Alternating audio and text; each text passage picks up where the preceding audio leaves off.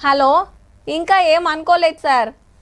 చెప్పండి, ఇప్పుడే ఏరేటోళ్ళు ఫోన్ చేసిండ్రు సార్. మా ఓన్ని అడిగి చెప్తా. హలో హలో, నీ ఫోన్లకిన వారెతు ఓ టైం లేదు పాడలేదు.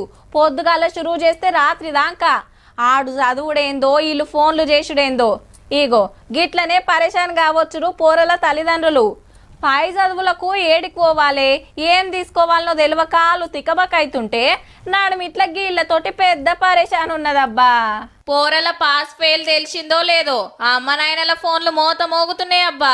మీ ఓన్ని ఇంటర్లో మా కాలేజీలో షరీక్ చేయండి, ఫీజులో సగం తగ్గిస్తాం. మీ బుజ్జికి ఇప్పుడే సీట్ బుక్ చేసుకుంటే మంచి డిస్కౌంట్ ఇస్తాం. ఎంసెట్ల ర్యాంక్ తక్కువ వచ్చిందట కదా, మా డిగ్రీ కాలేజీకి పంపుండ్రి. మంచి మంచి కోర్సులు ఉన్నాయి, ఫీజు కూడా తక్కువనే. ఇగో గిట్ల సతాయిస్తున్నారట. పొద్దుకు 10-20 ఫోన్లు వస్తున్నాయంటే చూడుండ్రిగా. ఆఫీస్లున్నా పండ్ల మీదున్నా మోగుడే మోగుడు. నెంబర్లు బ్లాక్ చేస్తే ఇంకో నెంబర్కి వెళ్ళి కొడుతున్నారట. పక్క రాష్ట్రంకి వెళ్ళి కూడా వస్తున్నాయట. కానీ మన వివరాలు గాళ్ళకెట్లా పోవచ్చు అంటారా? ఇంకెట్లా?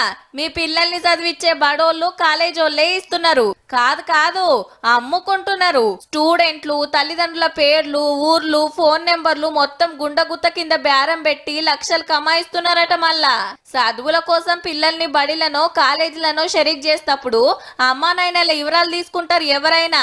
గట్లనే ఏదన్నా ఆశ్రమం ఉంటే మాట్లాడొచ్చని. కానీ చదువులు అయిపోగానే వెనక మళ్ళా గీదందా. అయినా ఇష్టం వచ్చినట్టు ఫీజులు గుంజి చదువులే అమ్ముకోవట్టిరి. ఇక ఫోన్ నెంబర్లు అమ్ముడో లెక్కనా?